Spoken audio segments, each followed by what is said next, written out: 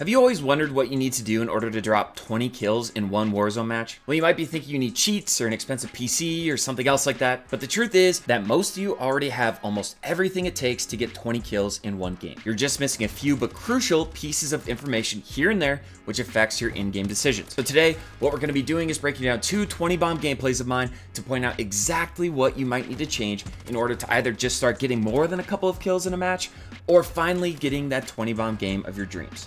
So I hope y'all learned a lot from this video, and if you do, make sure to leave a like and also subscribe for more Call of Duty and Warzone tips and tricks. Now, before getting into the gameplays, I want to highlight the most important piece of information, which is absolutely essential to being able to get 20 kills in one match. And this is the pace at which you play throughout the entire game. Ideally, from beginning to end, you need to keep the pace high by pushing almost any teams that you come across. This begins with dropping hot or in a high traffic area. For Resurgence, this would be places such as Market or Round Market on Vondel, Keep or Winery on Fortune's Keep, Castle on Ashika Island, or Prison Block on Rebirth. Now, you don't have to drop at those places, but they're just a couple of good examples to help you guys get started. And the reason why I suggest landing at these spots is that getting 4 to 5 kills in the early game before you even get a chance to either call in your loadout or grab it from the world drop is that it will make the goal of hitting 20 kills in the whole game much more attainable. However, if you start slow like I do in this first example, it still doesn't make getting a 20 bomb impossible, it just makes it a lot harder. Okay, so with that, let's jump into game number 1 while keeping the concepts of getting kills early and high pacing in the back of our minds. We land at Winery, and the first thing I want to point out is that I land and I split from my teammates. All of my teammates funnel through one window to loot Church. And splitting off drop is important because it allows you to get good loot faster than it would be to run through the same loot path and share everything you can find with your teammates. If 4 people all land at one small building, chances are that you won't even leave there with a gun, which is not a great way to start your game. So I split, I grab a couple of guns, and then I can hear someone grab the zombie power-up in this building next to me. Here I get a knock, but pay attention to this. I don't thirst them immediately as I'm expecting one of their teammates to jump out at me from somewhere else. This is an important skill to practice in any size game mode. But then I kind of mess up, I throw 2 terrible thermites, and I'm literally cringing as I'm watching this. I should have just shot at them, or, I could have thrown a thermite at the down guy instead of using bullets in my magazine. But thankfully, my teammate has my back and saved me from getting full. Fast forwarding a bit here, now close to 4 minutes into the game, I noticed that there are 2 teams fighting at Pier, and that this is a perfect third-party opportunity. They're close by, totally focused on each other, and we get to push down from high ground so I can see where everyone is. And this is my next tip, which is that third partying early, or really whenever you can, is an essential part of dropping a lot of kills in a game. So on this third party, I pick up a couple of kills, but also notice here how our team has enough money to buy a loadout, but we're not slowing down to stop at a buy, juggle money, and then get a loadout when there's a third party opportunity close by to us. Now from here, once you've gotten a couple of kills in the early game, your next priority is to get your loadout. And in general, you shouldn't slow down a lot to buy it. Basically, if there's a buy station or something close by to where you currently are, then you should go and buy your loadout.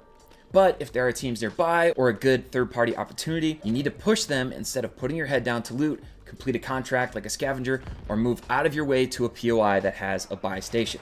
At around 5 minutes into this match, there's a team over at our loadout, so it works well to both grab mine and also try to get some kills in the process. Now, throughout the whole game up to this point, I've had a couple of kills stolen, so realistically, I could be at 6 or 7 kills if I wasn't off to such a rough start, which would have been a great way to start this game. Now, I do get a knock with my bomb drone here, and in general, I don't really recommend using bomb drones a lot as they're slow, and they also don't knock fully plated players.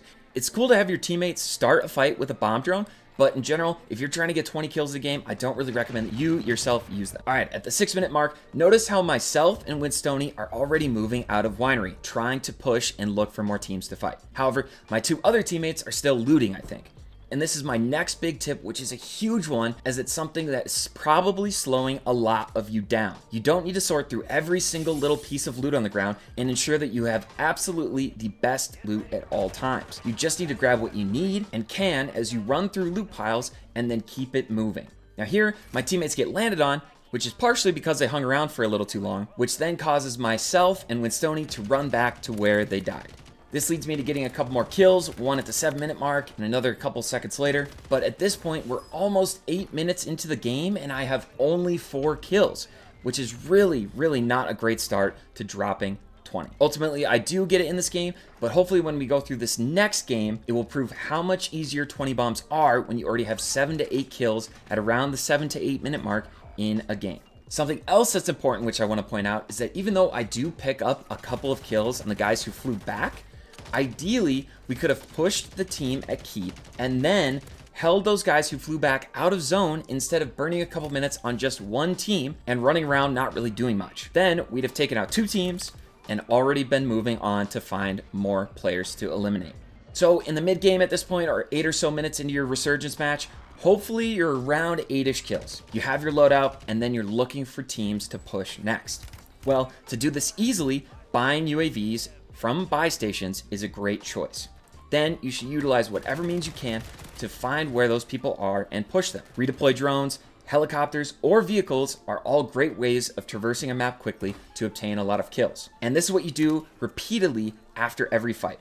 Grab a UAV, wipe a team, take their money and loot, purchase another UAV, and then once again push whoever's closest. Rinse and repeat this process as much as you can until you can no longer respawn, which happens in the late game. Now, a quick tip to help you maximize kills in Resurgence is that you should be utilizing the pings that appear after you thirst someone. And a great way to do this for players on someone's team who's kind of far away from you is to open up the full mini-map and manually ping on the big map where their teammates are. It's a great way to market for both you and your team, since those initial UAV pings are going to disappear before they actually appear on your small mini-map on the top left. Now we're at the 10-minute mark into the game, and in this gameplay I'm using the pre-patch Evolveer, and it's just broken, so I get quick 2 easy kills. Probably should have even been 3 here. Now we're in the late game, and I define the late game as a point where you can no longer respawn. This is where you'll need to slow down a bit, and where front loading the game with kills makes the 20 bomb that much easier. The reason why you need to slow down here is that the teams that are still alive at this stage are usually better, more coordinated, have good loot, have their loadouts, and of course, since you can't respawn, it'll really slow you and your team down if they have to revive you. The only time you shouldn't need to worry about this as much is if your team has flares to get you back into the fight right away, or you guys are playing around near a buy station. Here at the 12-minute mark, I want to emphasize a great way to maximize kills in the late game, which is to hold teams who have to rotate towards zone. Focusing on teams who are rotating is super easy kills. They have to worry about their zone at their back. They have to be fully sprinting because zone is pushing them towards you. They're not going to be able to shoot back well when the zone is going to be doing damage to them constantly. So it's important in the late game to get into zone and then try to identify where it's possible for other teams to come from. Now we finally get down to the last team. It's a 2v3. I almost die, but thankfully a guy whiffs his shots at me. Then I'm able to drop down and get a 2-piece, which, shout out to Mountaineer, by the way, this play is not possible without this perk, which is why I always recommend it as one of your perks. And boom, that's 20 bomb. So as you can see, pacing is extremely important, and if I had played faster off the drop, faster after we got our loadouts, this could have probably been a mid-20s to even a 30 kill game if I had done those things differently. All right, let's move on to game number 2. And this is a duo game. And in general, dropping lots of kills in duo games is tough because teams die out so fast. When you're playing with just 2 people, if one of you gets knocked, chances are the other one of you is very close by and you guys are just gonna get wiped, which is why these lobbies die out very quickly. So in duos, you really can't afford to have a slow start to the game if you're trying to drop 20 or more kills. In general, I'd recommend you guys play trios or quads, as it's definitely easier to drop 20 bombs in those types of game modes. So right off the rip, once again, you'll notice I'm landing at a busy POI, which is Keep, with plans to do the Easter egg and get into the vault at the bottom of Keep. Typically, Keep drops are pretty hot, but not so much in this case. Now, if you guys are trying to do the vault, I have a quick tip for that, which is to, the second you get down into the bottom room, have one of your teammates turn off all the torches while one person is waiting for the lights to pop up on the door. Now, at the 2-minute mark, my teammate and I have all the loot from the vault, so we immediately start pushing. Although it wouldn't take too long to grab a loadout here, we have good loot from the vault, so we can actually just start pushing without stopping to get our loadout. Now here, I take out a couple of kids who don't really shoot back a ton, but now what do? We keep it moving. And what's nice about Keep is that rotation is super easy to your next fight. So compare this to the last game. We have our loadout at the 3-minute mark with 3 kills instead of at 5 minutes in the last game with only like 2. Already, we're on a much better pace for this game. At 4 minutes and 30 seconds, I pick up some more kills, and now we're at 7 kills total, where in the other game, I didn't even have my loadout yet. So once again, notice how I'm not stopping to pick through every little piece of loot and min-max my inventory. I just run through the loot pile and keep it pushing. Of course, I'm looking out for any kill streaks or field upgrades, but I'm not checking every little thing, going in and out of my bag to make sure that I have absolutely the best loot possible. Looting quickly is extremely important in Warzone matches. Now, just a minute later, I've got to 11 kills, compared to 4 kills at the 8-minute mark. So once again, pacing, and especially in duos, is incredibly important. At the 6-minute mark, I kind of troll his fight and get cooked, which is bad play here by me. I should have just stayed outside the building instead of running into his teammate. However, my teammate clutches up and it's not the end of the world. Now, this is something that's extremely important and really I don't see happen a lot in games, especially in public matches, which is people in general don't really seem to shoot out counter UAVs. But how are you supposed to drop a 20 bomb when you can't see where people are showing up on the minimap? If you're not mid gunfight, you need to prioritize shooting down counter UAVs. Now, at the 8-minute mark, I run into zone to buy a precision airstrike and a self-revive. I probably should have bought a UAV here instead of a PA, but this is a big point that I want to make for Fortune's Keep in general. Utilize fire sales always. Buy as much stuff as you can while the fire sale is up because they are incredibly strong. In general, during fire sales, I prioritize self-revives, gas masks, and then extra loadouts or UAVs in that order. Now at the 9-minute mark, I die once again, which is an absolute burger play by me. I thought that this guy would run since I drill charged his wall, but nope, instead he makes a very good play and catches me sprinting. And this really slows me down. And it's something that I want to emphasize to you guys. When you're trying to get 20 bombs, dying isn't, especially when you die in a bad position like this. I'm away from my teammate. It's going to be tough to get my loot back since it's on the wall. And now that might seem kind of obvious, but I still really want to emphasize that point. But thankfully, at the time that I died, I've got a ton of kills already, and there's only a few people left, and the zone is still pretty big, so a 20 bomb is still plenty achievable. When the lobby is this small at this stage in the game, usually it's going to be tough for the other teams to find each other and for the lobby to die out quicker. Now, at this 9-minute mark here, I want to point out something that's really important. What my buddy does here is he drops me his primary, which if you all haven't done this before, it's a very good strategy when your teammate has respawned and you're both in a pinch. You guys can't get to the loadout. You guys can't get some loot very quickly. Splitting your guns is a great way to make sure that you guys have a fighting chance against any teams that you come across. Now, it does depend a little bit on the guns that you're rocking.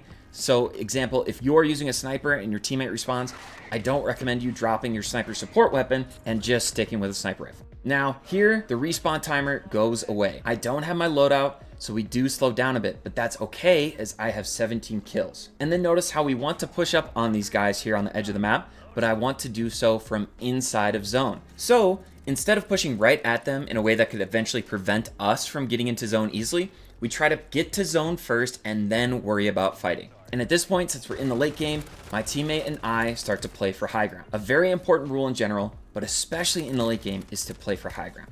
And now I'm just 1 kill off the 20.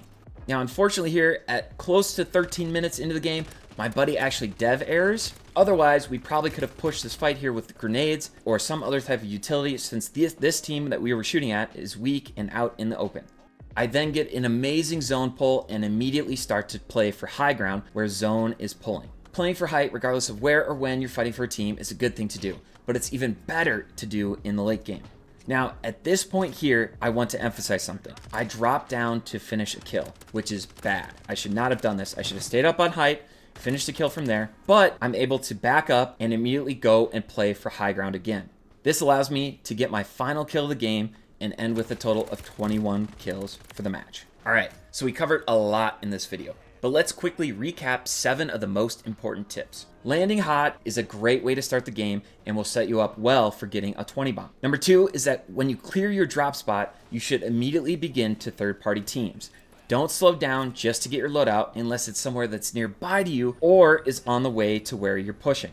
Number 3 is to keep in mind in the mid game, you will need to consistently be pushing fights. UAVs are a great way to identify where people are, but on Fortune's Keep, it's usually not too bad if you don't buy them since most other people are fighting pretty close by.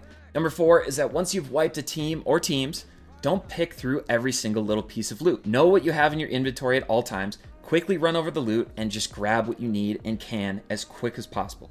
Number 5 is that dying slows you down a lot, but if you do, try to get your loadout back as fast as possible. But don't throw your game just to do that. Tip number 6 is that once the respawn timer is gone, now you should slow down a bit. Dying at this point will probably chalk your potential for a 20 bomb. And the last thing is that in the end game, you should focus on your positioning and obtaining high ground when you can. This will help you to win games and get more kills in general. All right, with that, I hope you all enjoyed and learned a lot throughout the whole video. I know that I did just by rewatching my own gameplay and reflecting on what I myself as a player can improve upon. If you're still here, don't forget to leave a like on the video and subscribe for more Call of Duty and Warzone tips and tricks. So, thank you all for watching, and I will see you all in the next one.